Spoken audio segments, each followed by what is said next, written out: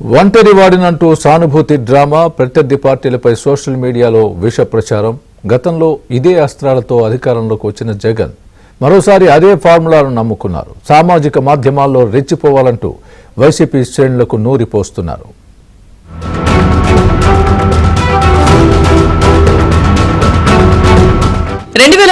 ముందు అప్పటి టీడీపీ ప్రభుత్వాన్ని అడుగడుగునా బద్నాం చేసేందుకు వైసీపీ సోషల్ సైన్యాన్ని ఉపయోగించుకుంది.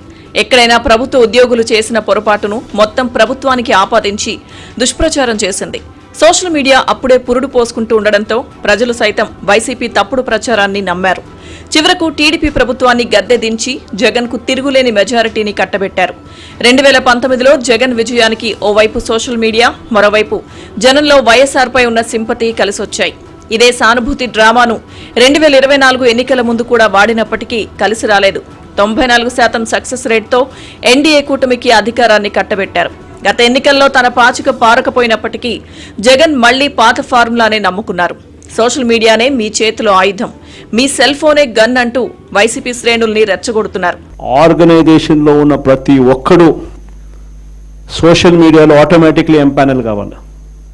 సోషల్ మీడియాలో మీ ఫోన్ అన్నది ఈ రోజు యుగంలో మీ దగ్గరున్న గన్ను. ఈ రోజు యుగంలో, ఈ సోషల్ మీడియా యుగంలో మీ దగ్గరున్న ఏకైక వెపన్, ఏకైక గన్ను మీ ఫోను. ఆర్గనైజేషన్ పరంగా మీరు దాంట్లో ఎంపానల్ అయిపోయి ఉండాలి.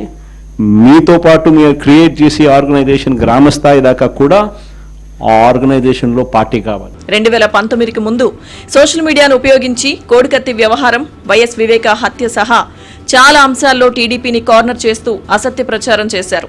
దీన్ని నమ్మిన ప్రజలు జగన్ కు ఓటు వేసి 5 ఏళ్ల పాటు భంగపడ్డారు. అయితే 2024 ఎన్నికల ముందు వైసీపీ గులకరాయి డ్రామాను రక్తి కట్టించలేక చతికిలపడింది. అప్పటికే జగన్ డ్రామాలపై అవగాహన ఉన్న ప్రజలు గులకరాయి నాటకాన్ని లైట్ తీసుకున్నారు. అయినా మరోసారి ఇలాంటి డ్రామాలు, అసత్య ప్రచారాలకు సోషల్ మీడియాను వాడుకుంటూ రెచ్చిపోవాలని యువతకు జగన్ నూరిపోస్తున్నారు. ప్రతి ఒక్కరి చేతిలోనూ కూడా మీకు అన్యాయం జరిగితే ఆ అన్యాయం నాకు జరిగింది అని చెప్పి మీరు ఆ మాధ్యమంలో మీరు చెబితే ఆ మాధ్యమం ద్వారా పార్టీ హైకమాండ్ మా దాకా కూడా తెలియడమే కాకుండా రాష్ట్ర వ్యాప్తంగా ఉన్న మొత్తం వైఎస్ఆర్సీపీ శ్రేణులందరికీ కూడా ఈ మెసేజ్ వెళ్ళిపోవాలి.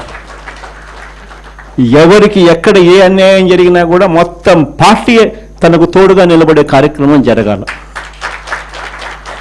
ఇది విజన్. నా జిల్లా ప్రోగ్రాములు కూడా మళ్ళీ ఉంటాయి. నా ప్రోగ్రాంతో పాటు చివరిలో నా పాదయాత్ర కూడా ఎట్టగో జరుగుతుంది. కాబట్టి ఆ టైం వచ్చినప్పుడు ఇంకా మీతో ఇంకా ఎక్కువ మమేకమయ్యే పరిస్థితి ఉంటుంది. ఏపీలో కూటమి ప్రభుత్వం అధికారంలోకి వచ్చి ఏడాది పూర్తి కాకుండానే ప్రజల్లోకి వెళ్లేందుకు ప్రయత్నించిన జగన్ అభాసుపాలయ్యారు. సత్తెనపల్లి పర్యటనలో సింగయ్య అనే కార్యకర్త తన కారు కింద పడి చనిపోయినా పట్టించుకోకపోవడంతో పాటు వైసీపీ శ్రేణులు ఉద్రేకాలు రెచ్చగొట్టేలా పోస్టర్లు ప్రదర్శించడంతో ప్రభుత్వం సీరియస్ గా తీసుకుంది. ఇకపై జగన్ పర్యటనకు అనుమతులిచ్చే విషయంలో అన్ని రకాలుగా జాగ్రత్తలు పాటించేలా చర్యలు తీసుకునేందుకు సిద్దమవుతోంది. దీంతో ఇష్టానుసారం ప్రజల్లో తిరగడం కష్టంగా మారుతుందని భావించిన జగన్ ఇప్పుడు రూట్ మార్చారు. సోషల్ మీడియా వేదికగా మరోసారి విషం కక్కేందుకు వైసీపీ శ్రేణుల్ని సన్నద్దం చేస్తున్నారు. అయితే టెక్నాలజీ పెరగడంతో ఫ్యాక్ట్ చెక్ లాంటి ప్లాట్ఫామ్లతో వైసీపీ దుష్ప్రచారాన్ని ప్రభుత్వం బలంగా తిప్పికొడుతోంది. దాంతో ఈసారి జగన్ ఫార్ములా వర్కౌట్ కాదని వైసీపీ నేతలే అంటున్నారు.